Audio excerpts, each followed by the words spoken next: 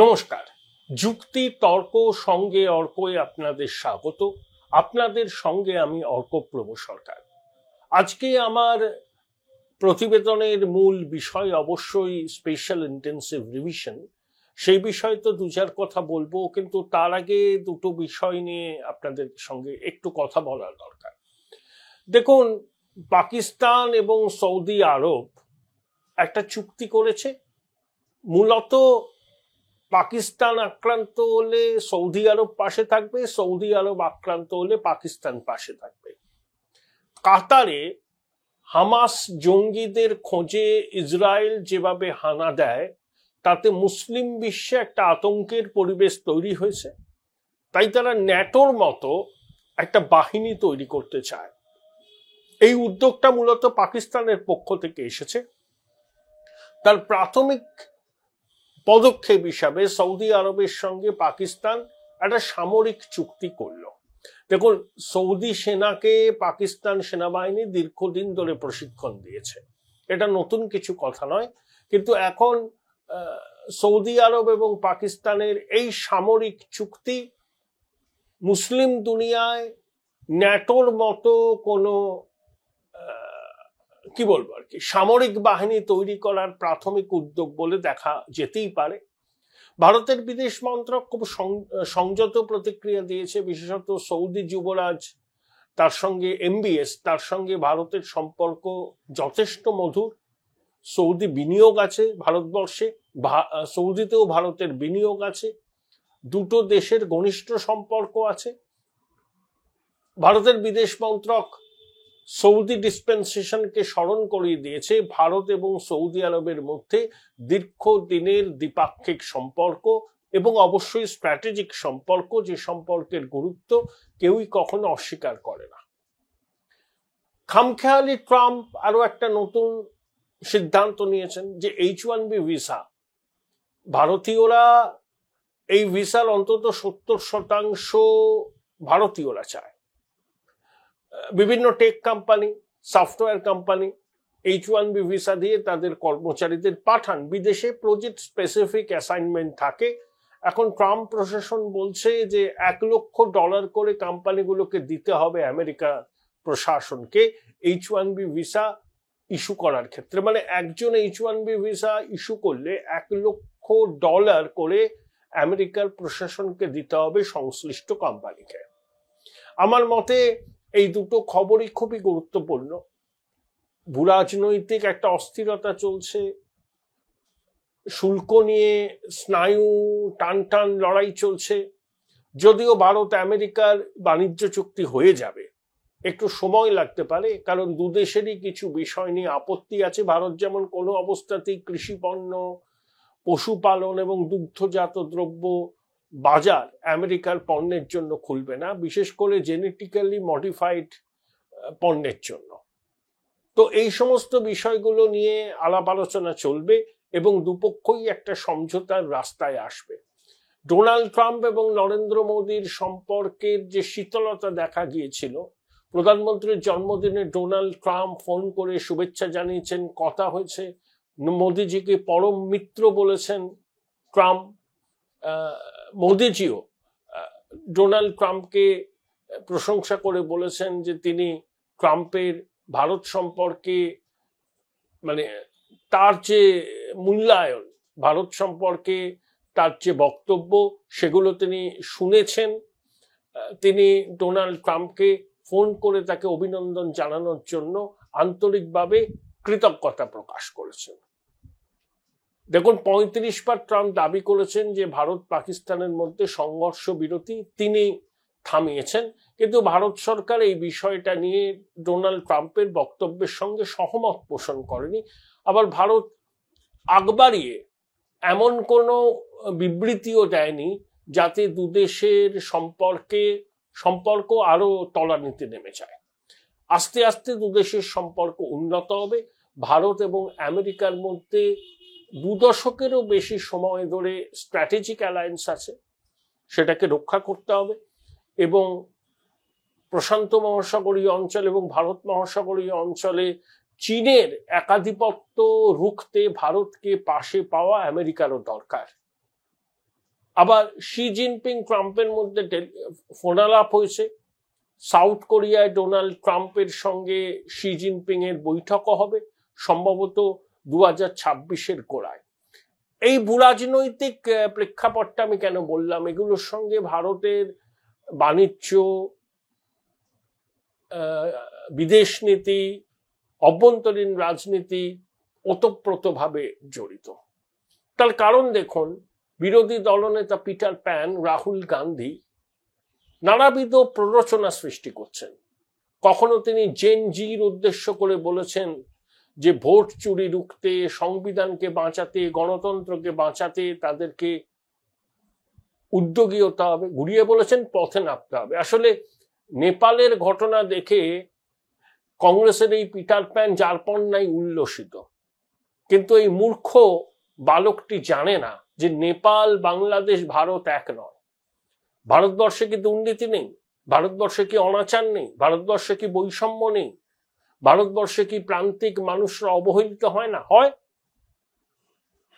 তার বিরুদ্ধে মানুষের ক্ষোভ আছে, যন্ত্রণা আছে। সেই ক্ষোভ এবং যন্ত্রণা প্রতিফলিত হওয়ার একমাত্র রাস্তা গণতান্ত্রিক পদ্ধতিতে নির্বাচন। ব্যালটের মাধ্যমে মানুষ তাদের প্রতিবাদকে জানাবেন।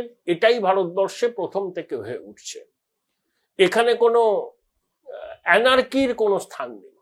রাহুল গান্ধী নিজে অ্যানার্কিস্ট হতে পারেন, বা প্রফেশনাল সিনিক্স বা পেশাদার নৈরাশ্যবাদী হতে পারেন, কিন্তু ভারতবাসী তার এই মতকে আদৌ গ্রহণ করবে না।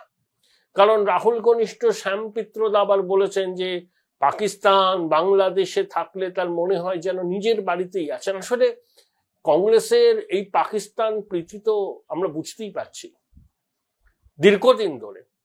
এবং ভারত বিরোধী শক্তির সঙ্গে রাহুল গান্ধী যে বৈঠক করেন বিদেশের মাটিতে গিয়ে, সেটা আমরা জানি। জর্জ সোরেসের ওপেন সোসাইটি ফাউন্ডেশনের সঙ্গে রাহুল গান্ধীর দরম মরম আছে, যারা ভারতবর্ষের গণতান্ত্রিক ব্যবস্থাকে দুর্বল করতে চায়, ভারতে একটা অরাজক পরিস্থিতি সৃষ্টি করতে চায়, সাংবিধানিক প্রতিষ্ঠানগুলো যাতে দুর্বল হয় সেজন্য তারা সদা সচেষ্ট।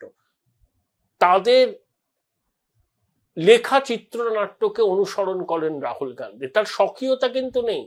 বিদেশে গান্ধী পরিবারের যারা প্রভু আছেন, যাদের কথায় গান্ধী পরিবার চলে, রাহুল গান্ধী চলেন, তারা স্ক্রিপ্টটা লিখে দিচ্ছেন। রাহুল গান্ধী দেশের মাটিতে সেই স্ক্রিপ্ট মুখস্থ করে নাটক মঞ্চস্থ করতে চাইছেন। শ্যাম পিত্রদার কথাই বলুন, রাহুলের নিজের বক্তব্যই বলুন, সবকিছুর মধ্যে স্পষ্ট দেশে একটা নৈরাজ্য সৃষ্টি করতে চান তিনি, কিন্তু তিনি সফল হবেন না। ভারতবর্ষের গণতন্ত্র অত্যন্ত গভীরে প্রতীত। ভারতবর্ষের মানুষ জানেন গণতন্ত্র জিনিসটা কি। তাই রাহুল গান্ধী যেভাবে অনাচার ছড়ানোর চেষ্টা করছেন দেশ জুড়ে, সেটা মানুষ শান্তিপূর্ণভাবে গণতান্ত্রিক উপায়ে প্রতিহত করবেন বলে আমার মনে হয়।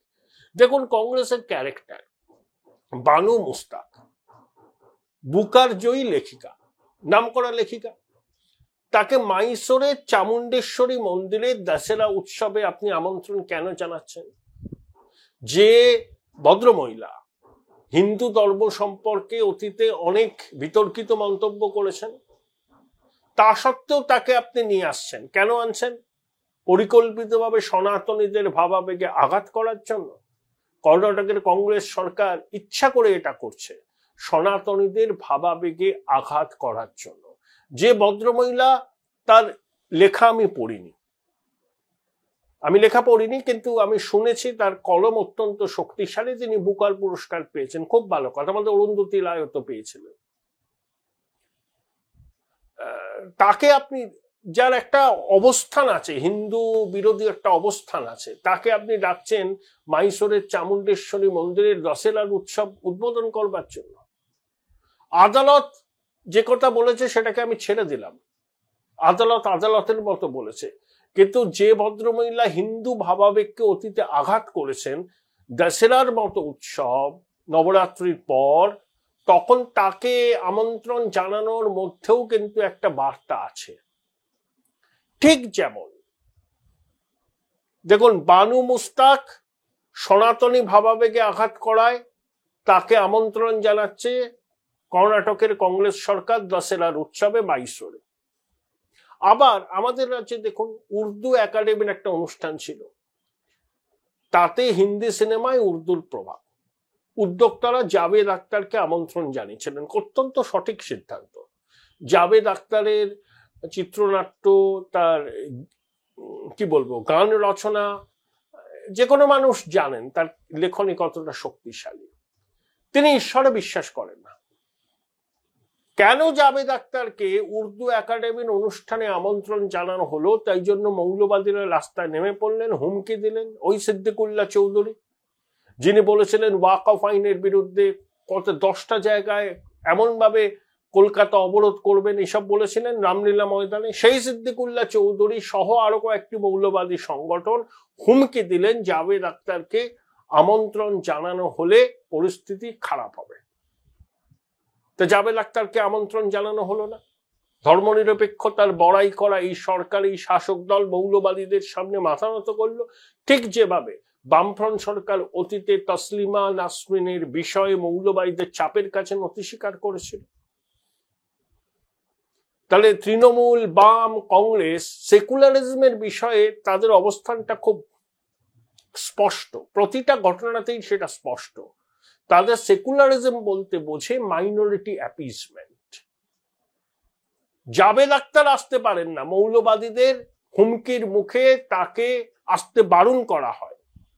আবার বানু মুস্তাক, যিনি সনাতনী ভাবাবেগে আঘাত করেন, তাকে সিদ্দারামাইয়া সরকার সাদরে আমন্ত্রণ জানায় চামুণ্ডেশ্বরী মন্দিরে দশেরা সেলিব্রেশনের শুভ সূচনা করার জন্য।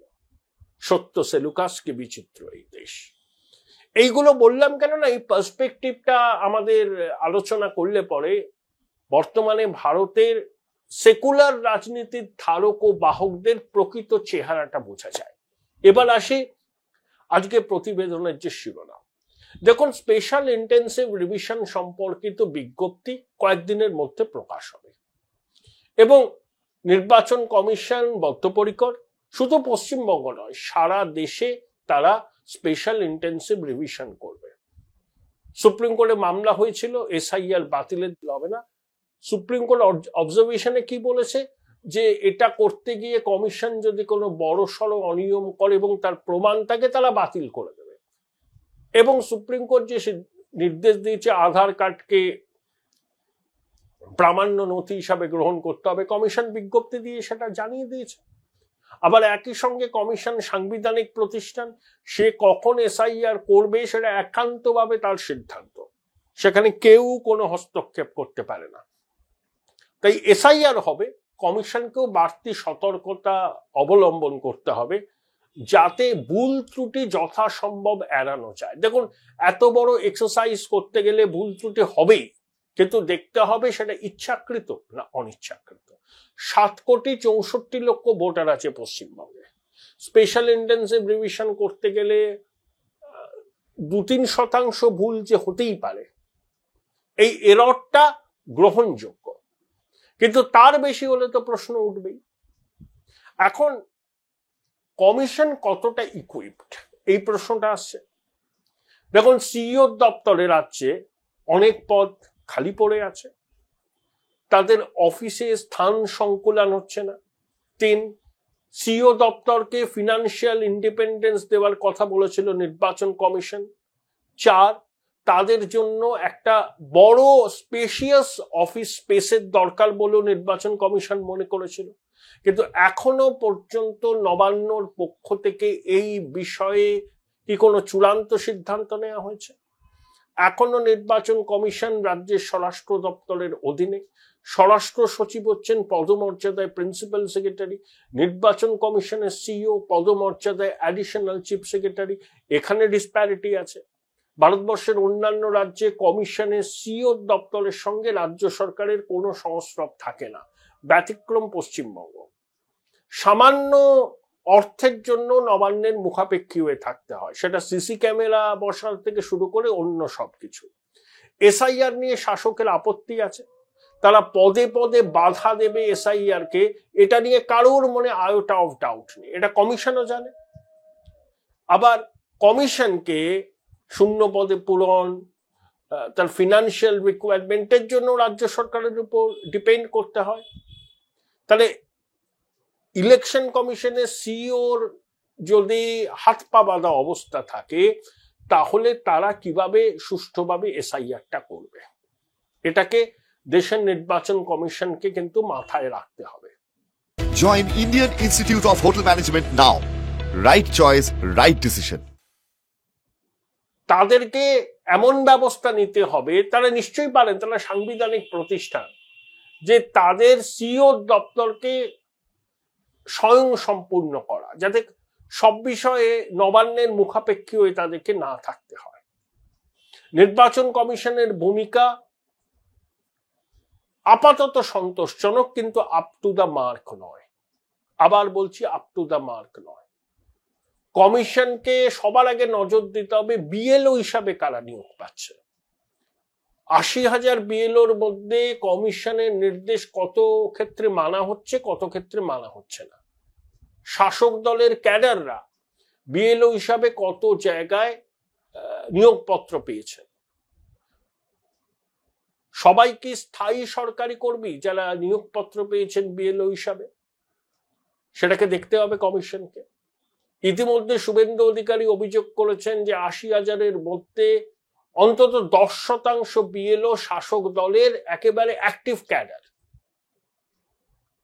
সেটা মানতে হবে, দেখতে হবে এই অভিযোগের সারবত্তা আছে কিনা। তাহলে কমিশনের কাছে আপহিল টাস্ক। এসআইআর নিয়ে সব থেকে বেশি চাপানুতর হবে কিন্তু পশ্চিমবঙ্গে। ইতিমধ্যেই মমতা বালা ঠাকুর মতুয়া সম্প্রদায়ের কাছে আবেদন জানিয়েছেন, তাদের বাড়িতে এসআইআর এর জন্য যদি কমিশনের প্রতিনিধিরা আসেন প্রতিহত করবেন। ভাবুন, উনি একজন সাংসদ, রাজ্যসভার, হুমকি দিচ্ছেন, প্ররোচনা দিচ্ছেন। আবার বিজেপির বিধায়ক শ্রীরূপা মিত্র বলেছেন যে এসআইআর না হলে দিল্লিতে কমিশনের সদর দপ্তরের সামনে তিনি ধর্নায় বসবেন, আত্মাহুতি পর্যন্ত দেবেন। এই যে চরম উত্তেজনার আবহে কিন্তু এসআইআর হবে। এই শারদোৎসব মিটে গেলেই বাংলার রাজনৈতিক উত্তেজনা চরমে পৌঁছবে, কারণ নির্বাচন দরজায় করা নাড়ছে। এসআইআর হলে কার ক্ষতি? শাসক দলের এস্টিমেট বলছে 70 লক্ষ নাম বাদ যাওয়ার সম্ভাবনা। বিজেপির দাবি 1 কোটি। যা নাম বাদ যাবে সেটা কিন্তু শাসক দলের ভোট ব্যাংকের একটা বড় অংশ। তাহলে ভোট ব্যাংকের একটা বড় অংশ এসআইআর এর জন্য যদি তাদের নাম বাদ যায়, তৃণমূল এবং বিজেপির ভোটের পার্থক্য লোকসভা নির্বাচনের প্রেক্ষিতে 44 লক্ষ। তাহলে তৃণমূলের ভোট ব্যাংক যদি এসআইআর এর ফলে ক্ষতিগ্রস্ত হয়, তাহলে অভিঘাত নির্বাচনী রাজনীতিতে পড়বে, ফলাফলের ক্ষেত্রে পড়বে। ইতিমধ্যে হিন্দু ভোটের কনসলিডেশন প্রায় 60% হয়ে গেছে, বেশি। এই মুহূর্তে ভোট হলে তৃণমূল এবং বিজেপির মধ্যে শতাংশের বিচারে পার্থক্য থাকবে 2%। তাহলে এসআইআর হলে এতগুলো নাম যদি বাদ যায়, তাহলে ক্ষতির মুখে পড়বে শাসক দল। তাই তাহলে যে কোনো মূল্যে চেষ্টা করবে তাদের ভোট ব্যাংককে অক্ষুণ্ণ রাখতে, এসআইআর কে নিয়ে প্রশ্ন তুলতে, পদে পদে প্রতিবন্ধকতা সৃষ্টি করতে। এটা প্রশাসনের সর্বোচ্চ মহল থেকে হবে। শাসক দল করবে, প্রশাসনও করবে, কারণ অনুপ্রাণিত আমলাকুলে ভরে গেছে রাজ্য প্রশাসন। আমরা তার প্রমাণ পেয়েছি। অনেক ইআরও নির্বাচন কমিশনের র্যাডারে আছেন, তাদের বিরুদ্ধেও ব্যবস্থা নেওয়া হবে বেনিয়মী কাজ করলে। এই একটা আবহে এসআইআর হবে, ওটা নিয়ে কোনো সন্দেহ নেই, কিন্তু এসআইআর কে ফুল প্রুফ করতে গেলে কমিশনকে অনেক প্রতিবন্ধকতাকে অতিক্রম করতে হবে। পশ্চিমবঙ্গে এসআইআর করা কমিশনের কাছে সহজ হবে না। পদে পদে বাধার মুখে পড়তে হবে তাদের, পদে পদে। ভারতবর্ষের অন্য রাজ্যে কিন্তু হবে না সেটা, শুধুমাত্র পশ্চিমবঙ্গে হবে। পশ্চিমবঙ্গে একই রাজনৈতিক হিংসা খুব বেশি হয়, আর এসআইআর শাসকের ঘুম কেড়ে নেবে। শাসক জানে সামনে নির্বাচন, তাই যে কোনো মূল্যে তারা চেষ্টা করবে কমিশনের এই প্রক্রিয়াকে বাধাপ্রাপ্ত করতে। সেই জন্য ছোটবাবু বলেছেন না 10 লক্ষ লোক নিয়ে কমিশন ঘেরাও করবেন। দিদিমণি বলেছেন নির্বাচন কমিশন ক্ষণিকের অতিথি, আমরা আছি, আমরা ছিলাম, আমরা থাকবো।